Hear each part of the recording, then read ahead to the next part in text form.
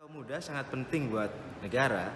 Hal ini tercermin dari perkataan Bung Karno bahwa kalau saya punya 1.000 orang tua, saya akan cabut Gunung Semeru gitu. Tapi kalau saya punya 10 saja anak muda, maka saya akan guncangkan dunia. Nah, perkataan Bung Karno ini memperlihatkan pentingnya bagaimana kaum muda bagi perbaikan bernegara ke depan, begitu. Nah, apa saja yang harus dilakukan bagi kaum muda agar bisa berperan lebih besar bagi negara. Tentu saja pertama-tama dia harus bisa mengasah intelektualitasnya. Dengan memiliki intelektualitas yang baik, maka dia bisa memberi kontribusi yang besar buat negara. Kemudian kedua, dia harus benar-benar punya ide besar. Nah, pemuda yang ingin berperan besar bagi negara harus punya ide besar. Kemudian ketiga, kritisisme. Ide besar tanpa kritisisme itu percuma. Karena itu harus dibarengi dengan kritisisme. Bagaimana mengasah sikap kritis terhadap berbagai keburukan, terhadap berbagai penyimpangan yang ada di dalam praktek bernegara. Bagaimana misalnya praktek birokrasi yang kotor, praktek pejabat publik yang kotor, itu dikritisi.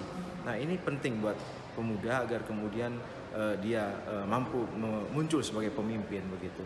Kemudian yang ketiga, dia punya jejaring. Nah, jejaring ini tidak sehari atau seperti membalikan kedua tangan, tetapi harus diolah. Jejaring ini mulai dari mahasiswa, ya, ikut organisasi kemahasiswaan, kemudian benar-benar memperluas pergaulan sampai tataran global gitu ya, membangun jejaring global.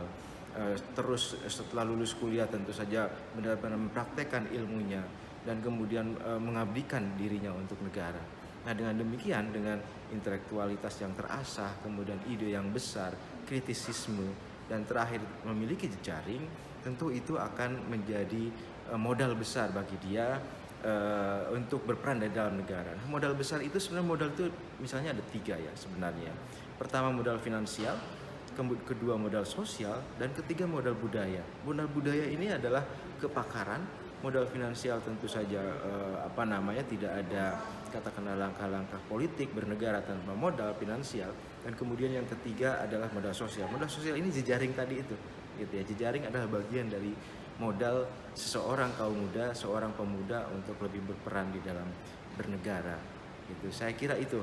Kemudian bagaimana agar anak muda memiliki katakanlah kepedulian terhadap bangsanya, katakanlah anak muda agar memiliki nasionalisme, maka tentu itu tidak bisa dibuat dalam sehari, tetapi tentu saja dengan perenungan, tentu saja dengan praktis bernegara, itu kemudian akan tertanam di dalam dirinya, akan terekstraksi nasionalisme atau rasa kebangsaan di dalam dirinya.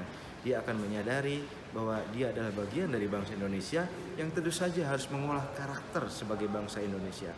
Begitu, dia bukan bangsa lain tetapi dia adalah bangsa Indonesia, dan tentu dia harus memfokuskan segala perjuangannya untuk kebesaran Indonesia ke depan. Saya kira dengan diasahnya nasionalisme, tentu bangsa kita akan menjadi bangsa yang berkarakter. Seperti kita lihat, tidak ada bangsa yang maju tanpa memiliki karakter yang kuat.